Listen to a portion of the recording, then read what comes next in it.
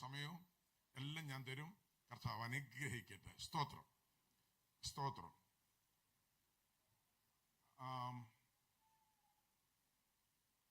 ഇന്ന് 2 കുഞ്ഞുങ്ങളെ ദൈവസന്നിധിയിൽ സമർപ്പിക്കാനുണ്ട്. ആ കുഞ്ഞുങ്ങളുടെ മാതാവും പിതാവും ആ കുഞ്ഞുങ്ങളുമായി പെട്ടെന്ന് ഓടി വന്നാട്ട്. ആരുമില്ല, ഞാൻ പറഞ്ഞ തെറ്റാണ്. വന്നാട്ട്, മുമ്പോട്ട് വന്നാട്ട്.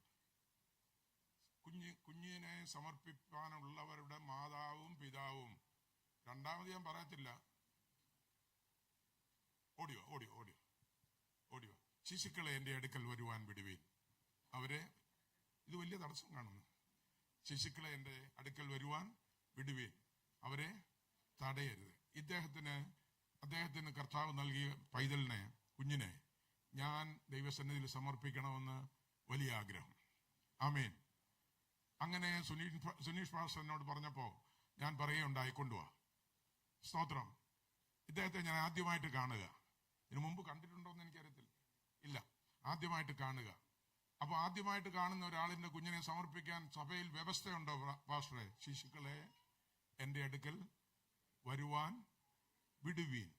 അത് ബാക്കിയുള്ളതുപോലെ പറയാം. ശിശുക്കളെ എന്റെ അടുക്കൽ വരുവാൻ വിടുവീൻ, അവരെ തടയരുത്. സ്വർഗരാജ്യം ഇങ്ങനെയുള്ളവരുടേതല്ലോ. നമ്മളെക്കാൾ കൂടുതൽ സ്വർഗത്തിൽ പോകുമെന്ന് ഉറപ്പുണ്ട് നമുക്ക് ഈ കുഞ്ഞുങ്ങളല്ലേ. ആമേൻ. അതുകൊണ്ട് ഈ കുടുംബത്തെ ആദ്യം, ഈ പൈതലിന്റെ പേരെന്താ ദൈവസന്നിധിയിൽ ഇട്ടിരിക്കുന്നത്? ലിഡിയ.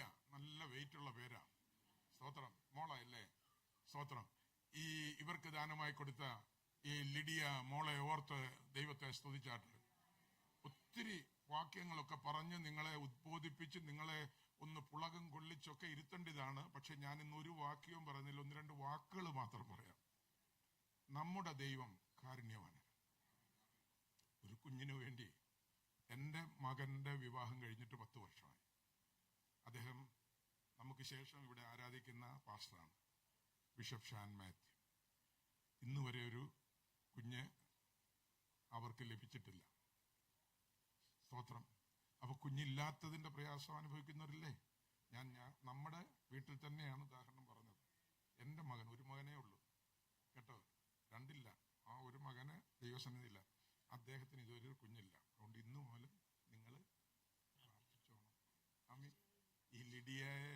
ഈ ലിഡിയ മോളെ കർത്താവ് നിങ്ങൾക്ക് നൽകിയത് ഓർത്ത്, അവന്റെ ദാനമാണ്, അവന്റെ മഹത്വം നിങ്ങളുടെ കയ്യിൽ തന്നിരിക്കുക.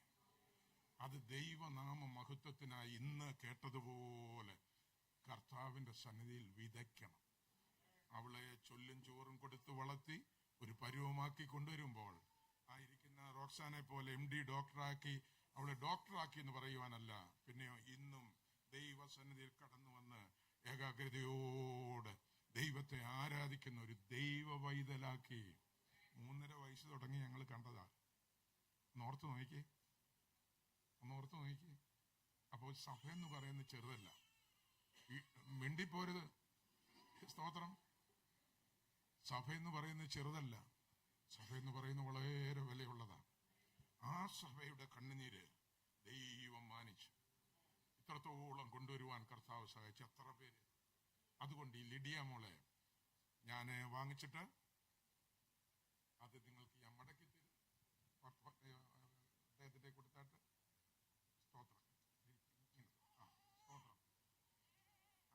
സാധാരണ കുഞ്ഞുങ്ങൾ എന്റെ അടുത്ത് വന്നാൽ അനങ്ങാതിരിക്കും കേട്ടോ. ഓക്കെ. എല്ലാരും പ്രാർത്ഥിച്ച് വേടിക്ക.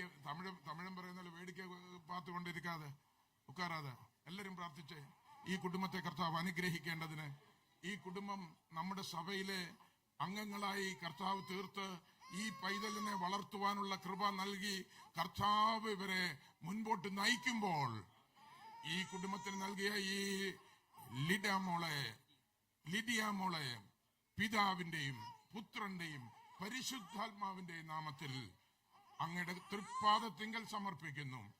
അനുഗ്രഹമായി അങ്ങയുടെ നാമമഹത്വത്തിനാക്കി അങ്ങ് തീർക്കും. ഈ കുടുംബത്തെ അനുഗ്രഹിക്കും. യേശു ക്രിസ്തുവിന്റെ നാമത്തിൽ തന്നെ. ആമേൻ. ലിഡിയ മോൾ മറക്കരുത്. ഒന്ന് പറഞ്ഞേ. സ്തോത്രം. പോയിരുന്നു. സ്തോത്രം. ഇത് ഞങ്ങൾ